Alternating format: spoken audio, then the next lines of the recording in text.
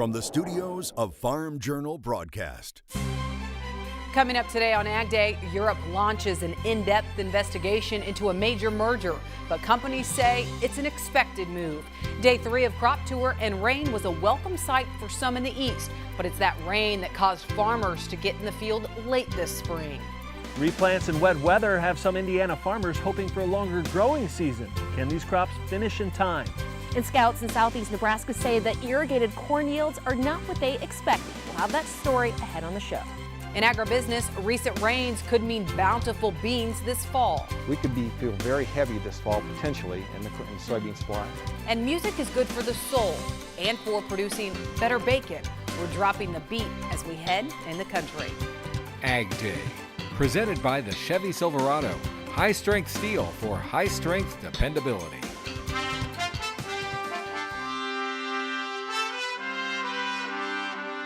Good morning, I'm Tyne Morgan. Clinton Griffiths is on the Farm Journal Midwest Crop Tour getting his boots muddy. We'll check in with him in a couple minutes. But our lead story this Wednesday, Europe expressing concern over a potential monopoly in the pesticide and seeds market, igniting an investigation into Bayer buying Monsanto. The European Commission launching into an in-depth investigation into Bayer's $66 billion takeover bid for Monsanto. If the deal goes through, the commission says it would create the world's largest integrated pesticides and seeds company. Now, in response, Bayer says considering the scope of the merger, a more thorough investigation was expected. And Monsanto also issuing a statement saying the companies remain committed to working with regulators to receive approval by the end of the year. Now, the European Commission says the most concerning issue with the potential merger is the fact it would limit the amount of competitors selling herbicides and vegetable seeds in Europe, possibly leading to higher prices. It's been about a year since Bayer made its first offer to Monsanto. At that time, Monsanto rejected the $55 billion bid, saying it was inadequate. Coverage of the 2017 Farm Journal Midwest Crop Tour is brought to you by DuPont Pioneer, with you from the word go. Well, day 3 of the Farm Journal Midwest Crop Tour is set to begin this morning. Teams in the east are heading out from Bloomington, Illinois, while scouts on the west depart from Nebraska City, Nebraska. Both will spend today inspecting Iowa fields. But first, taking a look at the final numbers from the start of Crop Tour. Farm Journal Midwest Crop Tour setting Ohio's corn yield at 164.62, beating last year's findings by 10.5%. And that number also topped the 3-year average. And on the west, South Dakota's corn yield reaching 147.97 bushels per acre. That's down 9 bushels from the 3-year average and about a 2-bushel drop from last year. Well, rain greeted Eastern Leg scouts Tuesday morning, including our own Clinton Griffiths. That's as they made their way across Indiana and into Illinois. Now, looking at the latest crop condition ratings from USDA, the agency shaving 2 points off Indiana's crop condition rating. Now 53% of the corn is good to excellent. Soybeans falling 3 points in the state to 53%. And in Illinois, the agency making a major cut to corn conditions, dropping ratings by 8 points in a week to 54% good to excellent for corn. Soybeans down 3 to 60%. USDA is seeing a few issues with Indiana's crop this year. Clinton, are you seeing anything surprising in the Hoosier State? Actually, Tyne, I think there are. You know, as we drive these roads here in Indiana, it's really hard to see all the challenges that farmers had early in the growing season. But if you take to the sky, it becomes apparent really quickly that this year has been anything but normal. It's looking good for what it's been through. Cicero, Indiana farmer George Kakasulev hasn't given up on 2017. We had to replant quite a bit. We had to replant 60% of our corn crop on our farm and about 15% of the beans. Scouts are finding his struggles aren't unique in the Hoosier State. We could definitely tell there had been some replanting going on in there. There's blister and milk stage corn out here in places, and that's going to take some time to get to maturity, you know, 6 weeks minimum on some of that milk stage stuff. Some local agronomists say replants likely happened on a quarter or more of acres in that state, and that's putting maturity and stand counts all over the board. Compared to other years, I mean, we've been down here and we've run across corn that's been darn near mature at this point, and this year it's not there. We're going to really struggle, as I said, to make it to maturity here before Mother Nature decides to pull the curtain. And no matter how many times we planted them, there's not the plants there normally would be. From flooding damage and too much rain this spring to parts of the state seeing one of the driest Augusts on record. It's going to be crucial for some of those small pods that we're counting today, particularly those quarter-inch type pods that if they don't get some rainfall pretty quick, they're just going to jump ship, and that'll be the end of them. USDA's August report forecasts crop production to be nearly identical to last year. Getting there may depend more on the weather. I think this crop is behind. It's just a matter of if they can catch some rain and keep on filling it out. They don't need a frost, obviously. For the Indiana farmers depending on a strong finish, hopes are high, but reality is grounding. We're not looking for our yields to be within 10% of what they were a year ago. Last year was 10% off the year before here. Perspective from the roads of Indiana. I'm Clinton Griffiths on the 2017 Midwest Crop Tour. Thanks, Clinton. And heading west to Nebraska, USDA didn't touch Nebraska's crop condition ratings this week, leaving both corn and soybeans the same as last week. Betsy Gibbon makes her way across the southeastern portion of the Cornhusker State, where scouts, both rookies and veterans, are along for the ride. We're going to go out here probably 20, 30 rows and find something good. Farmer consultant Matt Bennett is showing the ropes to a new scout. You've got rope side again? But this isn't just the youngest scout on the tour, but his 17-year-old son, Bo. My dad gave me the opportunity, and I thought that I probably would never get the chance to do it again, or maybe I will, but I just wanted to go ahead and do it while I could. And one of the learning experiences of being a scout is the yield may not be what you think. We've been in 3 fields, all irrigated. We've been from about 170 to 200, and so I was kind of hoping we'd be 200 to 230 or 240. I know that a couple of people have commented this morning that we should be looking at 230 bushel corn, but we're not. Bennett wonders if the crop on his route received too much stress at the wrong time. A route which took them south of Interstate 80 and east of Fairmont. We really didn't get the ear count that we were hoping to get, first of all, and second of all, the ear size just wasn't there. You know, we didn't have a significant amount of tip back. Bennett says so far there's more variability than he expected. We're looking at stuff that's just starting to dent a little bit. I think that they're going to be okay. They certainly don't want to see an early frost. I think the bean crop looks okay. Pod counts are decent. We saw a fair amount of bloom still and a fair amount of small pods that I think will be able to actually make beans. This one's 18. Well, that's an easy average. 18 and what? 18, 16, and 14. A learning experience. I knew another method of yield checking corn, but now I know 2. So that's nice. When I go home, I can show my friends how to do it. And what's it like being out here with your dad? I enjoy all the trips I get to go with my dad on. You know, I read about it, I knew about it, but I never had a chance to do anything like this. So I like being able to give him opportunities that I never had the chance to get. I wouldn't trade it for anything. Reporting in Nebraska, I'm Betsy Gibbon.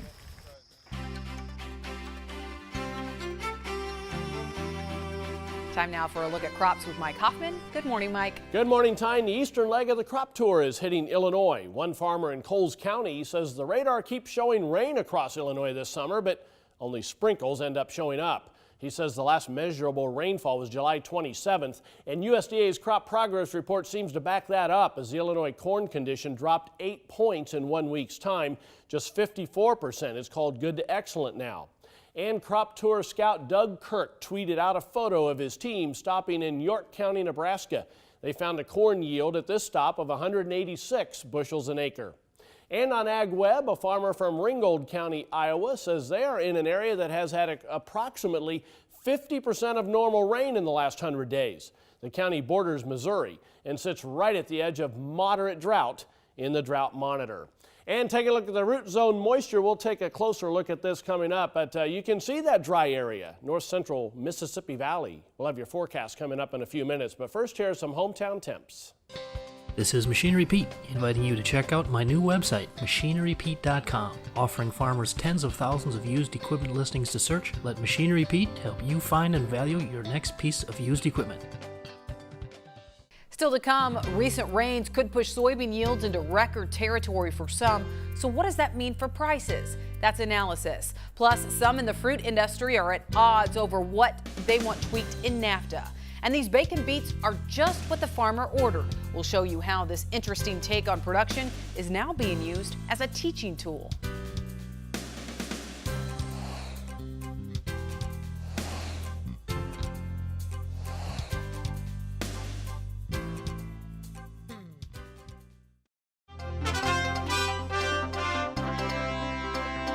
Grain traders in Chicago are watching the crop tour with keen interest. Joe Vaklovic joins us now from the CME floor. The trade is fighting a lot of bearish items here, the first one of which is a bearish USDA report that we had on August 10th. USDA told us that the national corn yield would be much larger than most traders had expected, and that kind of began a flush out to the downside into some fresh 11-month lows, as a matter of fact. We've got some pretty bearish seasonal tendencies here. The general seasonal tendency over the long term is for the corn market to post some sort of top in the summer and then leak lower through September and post some sort of harvest low around October 1st. We're kind of following that pattern this year. It's certainly possible that we see something similar, although you never know what's going to happen when harvest begins. We do have the Farm Journal Crop Tour going on this week. This is a very well followed event. We've seen some variable results so far. We saw yield reports from South Dakota and Ohio yesterday. South Dakota corn yields, according to the tour, actually a little bit better than USDA had projected, while Ohio was a little bit worse. So it'll be interesting to see what the crop tour says and see if we see any reaction in the market. Again, Joe Vaklovic from CME Group here in Chicago. Here now with Brian Basting of Advanced Trading. Brian, I was in Illinois last week and talked to some farmers that said, you know, if we get some rains that come in this week and next week, we could have soybean yields that beat last year's record soybean yields. Pretty amazing. So let's say we do have these rains come across the core areas of the Corn Belt.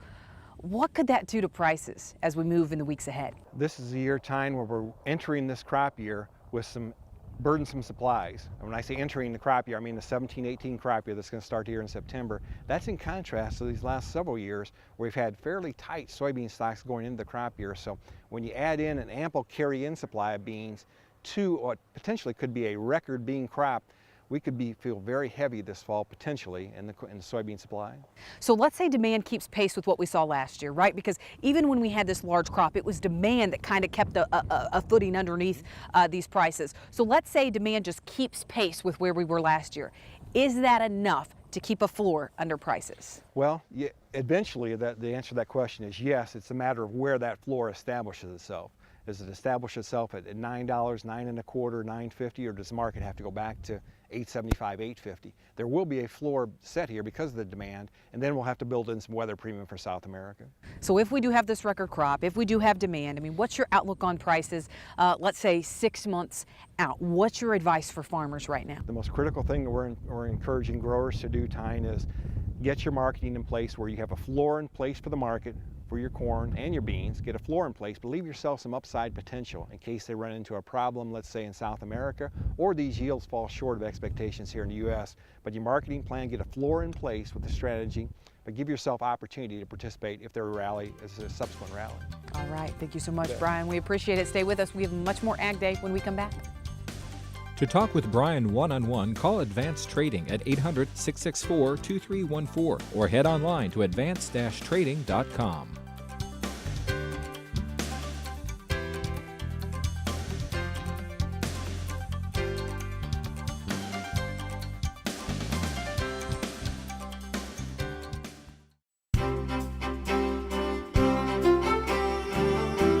And welcome back to Ag Day. As I said earlier, north central Mississippi Valley shows some problems with the dryness. Not only some drought starting to show up, but root zone moisture looking very dry. West central Illinois, back into parts of Iowa and Missouri. It looks fairly wet across the northern plains, even though there's severe drought in much of that area. So at least that's helping, hopefully, over time. And it's getting a little drier in Georgia as well as the mid-Atlantic area. And there's the weather map today. Not a lot of moisture out there. Cold front kind of slowly pressing into Dixie, and that's causing some showers and thunderstorms from northern Texas into the northern portions of Mississippi, Alabama, and Georgia. A few thunderstorms in the mid-Atlantic states and a couple of scattered showers in the Great Lakes and with that weak system in the northern plains. Otherwise, out west, you're just kind of talking the same situation, kind of afternoon variety, hit and miss thunderstorms popping up. And as we head through time, you can see this front kind of stalling out during the day tomorrow. So most of the middle of the country looking dry a lot over the next few days.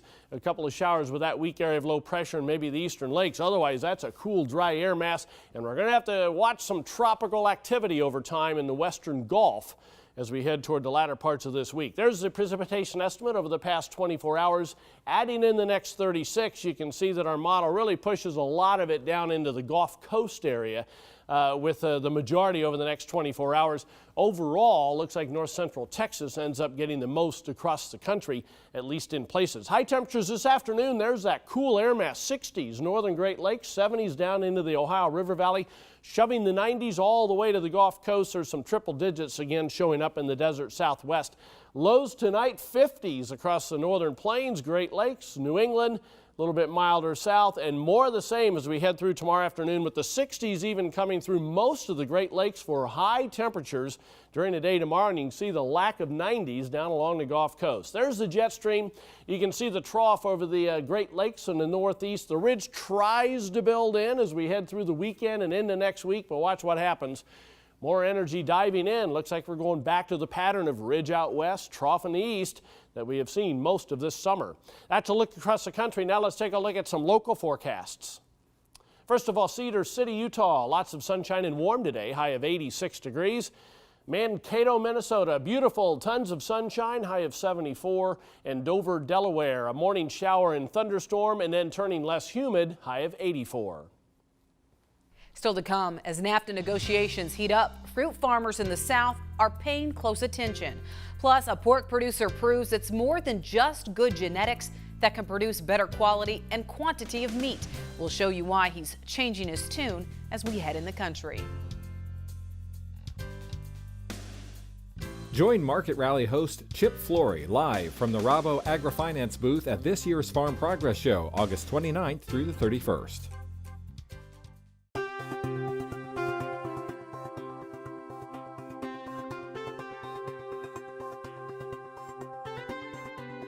Well, the U.S. fruit industry at odds over the North American Free Trade Agreement. While fruit tree growers largely say they've reaped benefits from the trade pact, producers in the Southeast say there's too much product coming in under the radar from Mexico. U.S. tree fruit exporters want to preserve and extend the export gains to Mexico they've seen since NAFTA started more than 2 decades ago. However, growers in Florida and the Southeast say NAFTA's led to cheap Mexican imports they claim that are hurting the industry. Those growers are pushing for new anti-dumping protection for seasonable and perishable crops. But that deals with Chapter 19, a trade dispute mechanism the president wants to bolster, while both Canada and Mexico have said they want to eliminate it. Round 1 of negotiations wrapped up on Sunday, with talks reconvening in September in Mexico. Canada and Mexico were 2 of the largest buyers of U.S. grapes last year. Overall, USDA says 36% of the grape crop was exported in 2016. And this year, grape growers are seeing heavy shipments. The Packer reports California's table grape harvest is projected to hit 111.4 million boxes. That's up from the 109 million last year. Well, ahead, how songs in the swine barn are helping the bottom line. DuPont Pioneer is auctioning off a Timty Super Hopper grain trailer, and all proceeds benefit the FFA. Register to bid at pioneer.com/chrome. That's pioneer.com/QROME.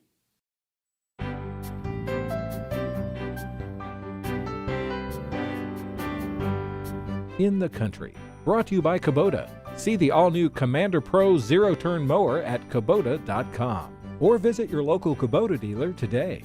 It's been said that music is food for the soul, and it appears that music for a pig's soul can lead to a lot more bacon.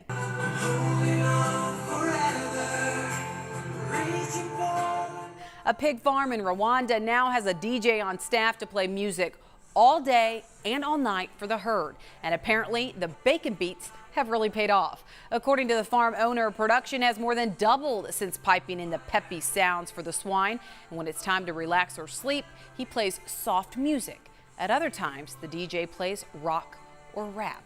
The farm manager says music helps control how the pigs eat and actually lowered feeding costs. The methods are now being taught at a local college so that other pig farmers can benefit. Farm owner Gerald Sina says his experiment has jettisoned from small-time farmer to a hugely successful entrepreneur.